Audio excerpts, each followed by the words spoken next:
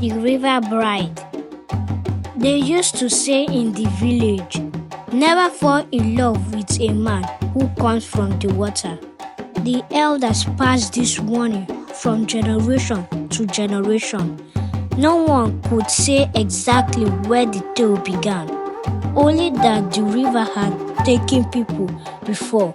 Sometimes it took fishermen, sometimes it took children, and sometimes it came in form of a man with eyes like the sea and voice like a rain. Adaeze laughed at stories like that. She was not a child anymore. She didn't believe in spirits or rivermen. She believed in hard work and in herself. She lived alone in a small hut near the river bank, just past the tall palm trees. Her parents were long gone, lost to sickness. Her only companion was her cat, Adaeze, who followed her everywhere like a shadow. The village women gossiped, calling her wild because she refused to marry. The men said she was proud because she ignored their advances. But Adaeze didn't care. She loved the river, not for its magic, but for its peace. Until the storm came. It had rained for 3 days straight. Thunder shook the roofs, and the river swelled like a living thing. On the 4th night, the wind died down, and the sky was filled with stars again. Adaeze went down to the river to check her water pot.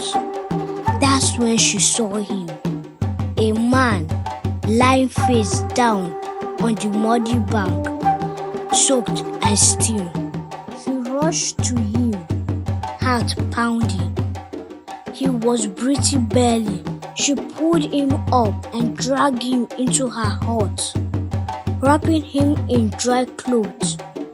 His skin was cold as stone, but smooth like polished wood. When he opened his eyes, they were the color of the river at night, dark, deep, and endless. "You saved me," he whispered. His voice was soft, musical. "Now I am yours." Adaeze stared at him, stunned. "Who are you?" "My name is Ikem," he said, smiling. His teeth glinted like pearls. She should have been afraid, but something about him felt familiar, like she had known him all her life. She let him stay. Days passed. Ikem recovered quickly. He was strong and quiet, always watching the river like it was calling him. He helped Adaeze with her chores, carried water, gathered firewood, even fixed her roof. The village noticed. "Who is he?" the women asked. "Where did he come from?" "He's not one of us," the men muttered. "He is too strange." But Adaeze didn't listen. Ikem was kind. He made her laugh. When he touched her, it felt like sunlight after rain. She fell in love with him faster than she thought possible. He never spoke of his past, and she didn't ask. Some things she believed didn't need answers. But then the dream started. At night, Adaeze would wake up coughing, the taste of river water in her mouth. Her bed would be soaked, her feet tangled in cold, slimy reeds. Each time, Ikem was beside her, his hands on her face, whispering, "It's just a dream," but his hands were always wet. One morning, she found a fish scale on her pillow. Another time, her cat Audrey refused to come near him. Still, she didn't leave him. She didn't want to believe. Then the river turned against them. The rains returned, harder this time. The river spilled over, flooding farms. The fishermen's nets came up empty. The village priest called a meeting under the old tree. "It's him," he said, pointing at Ikem. "He does not belong here. The river is angry. The village has begun to avoid them." Children ran away when Ikem passed. Even her friends turned cold. "You must leave him," they told Adaeze, "before he brings ruin." Ikem didn't argue, but his eyes turned black like deep water. "I tried to stay away," he told her that night, "but the river, it misses its brides." Adaeze froze. "What do you mean?" He looked at her sadly. "You were promised."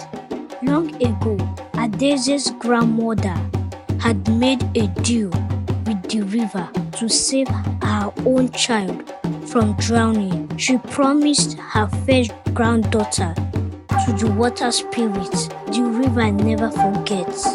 Ikem was sent to take her, but when he saw her, when she touched him, he couldn't do it. "I chose you," he said.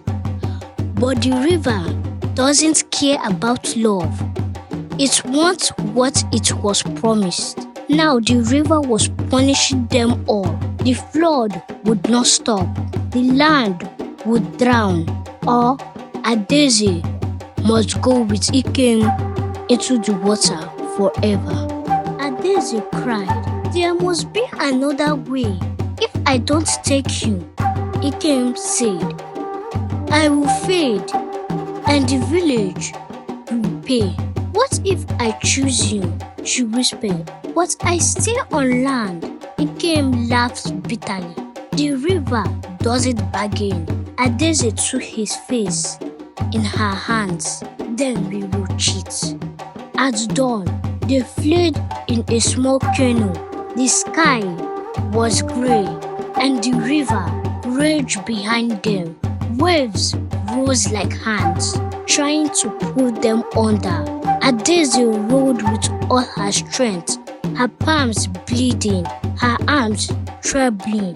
Ikem began to fade, his shape blurred like mist under the sun. "It's no use," he gasped. "The river would take you." But Adaeze had one last idea. She pulled off the gold bracelet her grandmother had left her, the same one worn during the old promise, and threw it into the river. A trade, a final offering. The water stilled. The flood waters pulled back. The sun returned. The crops grew again. But Adaeze and Ikem were gone. Some said they drowned. Others said they ran away. But if you walk by the river at twilight, you might see them. A woman with short straight hair, a man who shimmers like heat haze, fingers intertwined. They say the river let them go, but only as far as the tide line.